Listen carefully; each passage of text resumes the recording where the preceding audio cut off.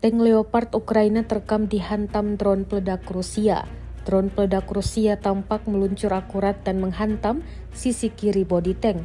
Rekaman detik-detik serangan ramai beredar di Telegram pada Kamis 27 Juni 2024. Dalam keterangan unggahan disebutkan, militer Rusia menggunakan drone FPV mencetak gol pada tank macan tutul Jerman alias Leopard lainnya. 2 kru tank berhasil meninggalkan tank yang terbakar dan melarikan diri.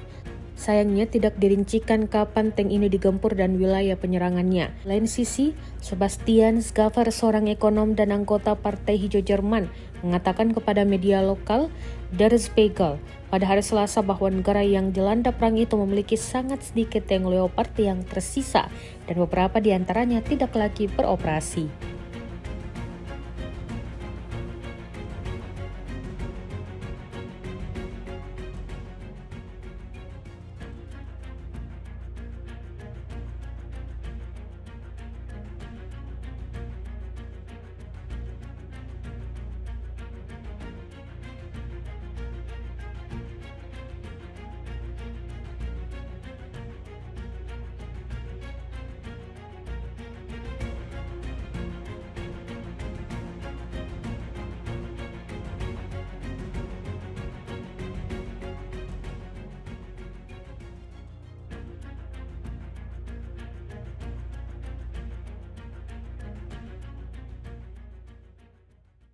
Download Tribun X sekarang, menghadirkan lokal menjadi Indonesia.